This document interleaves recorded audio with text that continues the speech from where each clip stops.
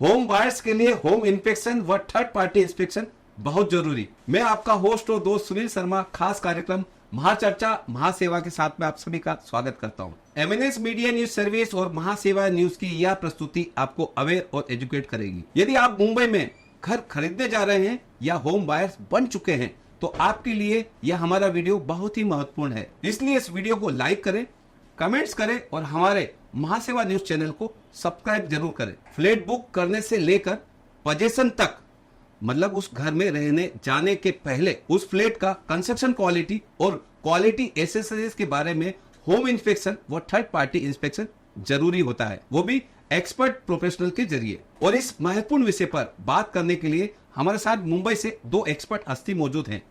एक है हाउसिंग गुरु रमेश प्रभु और दूसरे है इंजीनियर संजय कोइंडे। आप दोनों का महाचर्चा में स्वागत है।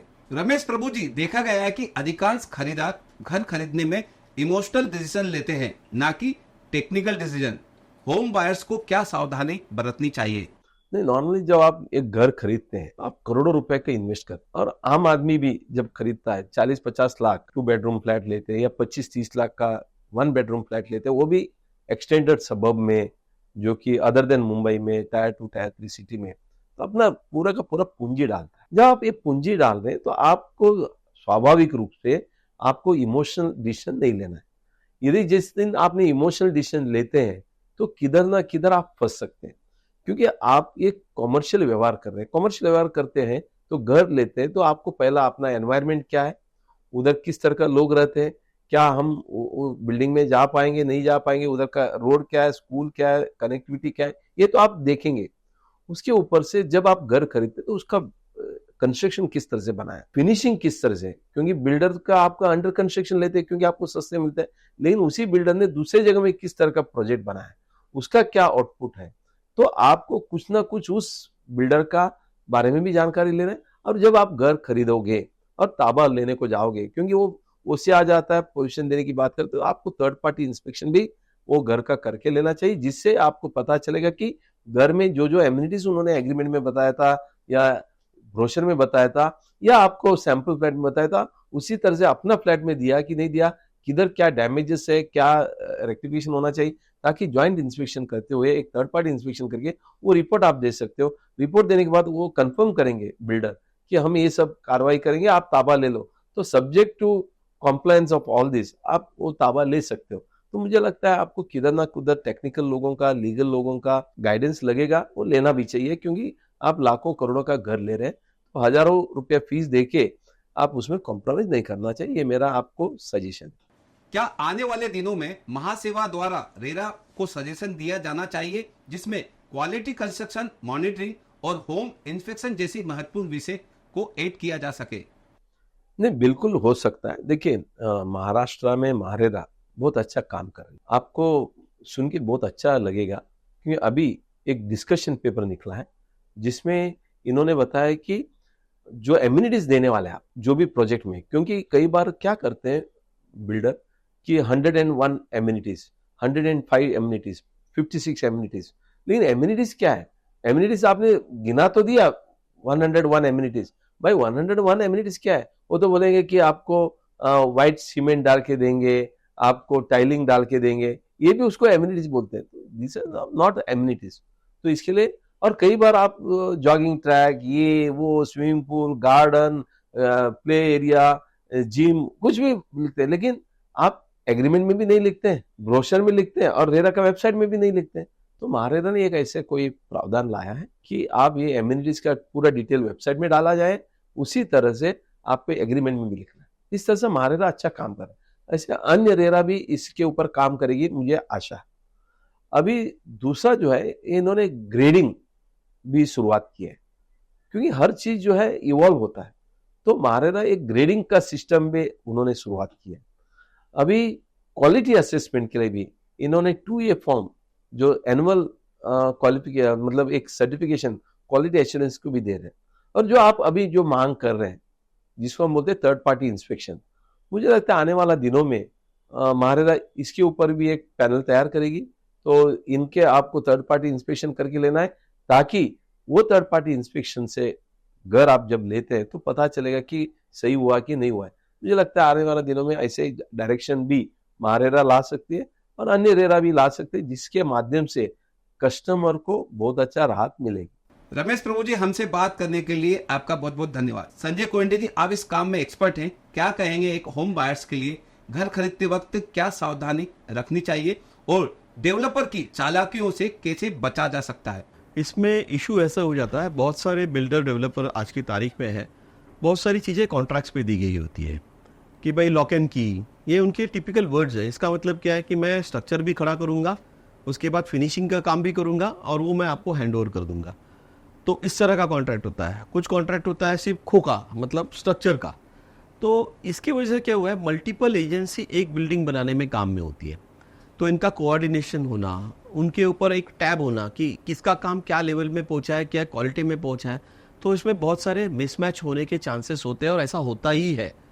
तो जब आदमी होम बायर फ्लैट लेता है, उस घर में आता है और वो देखता है और काफ़ी सारे इश्यूज होते हैं कि भाई प्लम्बिंग ठीक से हुआ नहीं है, या फिर छज्जे में इश्यूज है, वहाँ से पानी लीकेज हो सकता है, या फिर विंडो बिठाई है, उस विंडो का सीलेंट बराबर लगानी है, फिर पानी वहाँ से आ सकता है आपके घर में।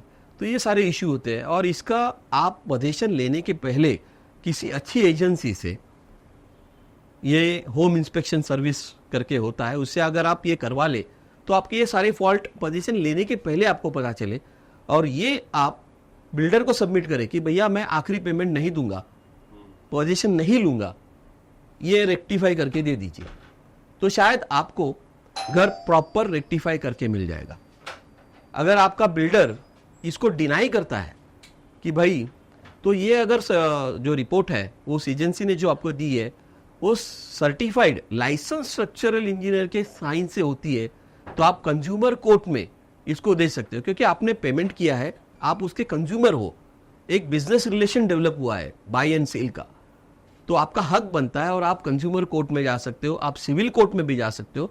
बट मेरा रिकमेंडेशन यही रहेगा कि आप कंज्यूमर कोर्ट में इसको ले सकते हैं और वो वैलिड डॉक्यूमेंट होगा। तो बहुत सारे ऐसे केसेस में हमने लोगों को हेल्प की है और बिल्डर ने जब उसने देखा कि ये सारे लैक्यूनेज है पोजीशन देने के पहले, वो रिपेयर करके दिए हुए। आग लगने पर कुआं खोदने की अपेक्षा इसके पहले ही इसके उपाय वो प्रावधान खोजे जाएं, क्या कहेंगे इस विषय पर? बहुत बढ़िया सवाल शर्मा जी आपने किया है।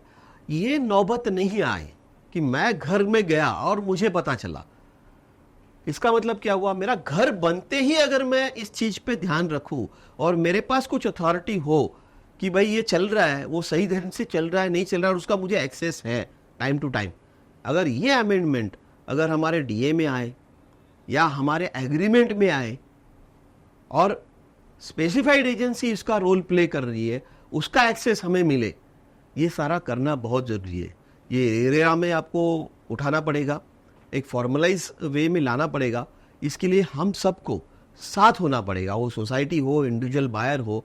इस तरह से अगर हम एक साइनिंग कैंपेन चलाएं और इस चीज़ को बोले कि ये रिक्वायरमेंट है, डेफिनेटली ये रिक्वायरमेंट है, लेकिन इसको फॉर्मलाइज करके एक महासेवा की चैनल से, शर्मा जी के चैनल से, हम जैसे कुछ एक्सपर्ट्स लोग हैं वो साथ में आए और इसको पुटअप करें और इस चीज़ को हम ये लेवल पे लेके आए कि भाई जब ये कंस्ट्रक्शन हो रहा है तब क्वालिटी मॉनिटरिंग रेरा की कोई ऑथराइज क्वालिटी मॉनिटरिंग एजेंसी के हो, जैसे एनेबल एक्रेडिटेड लैब का अगर रेरा के पास पैनल हो कि भाई बिल्डर को इसी पैनल से ही टेस्टिंग करवाना है, फेडरेशन का कोई क्वालिटी मॉनिटरिंग का पैनल हो, उस पैनल में से कोई आदमी वहाँ पे as a third party inspector जाएगा और रिव्यू करेगा कि भाई हर स्टेज में सही क्वालिटी अचीव की जा रही है।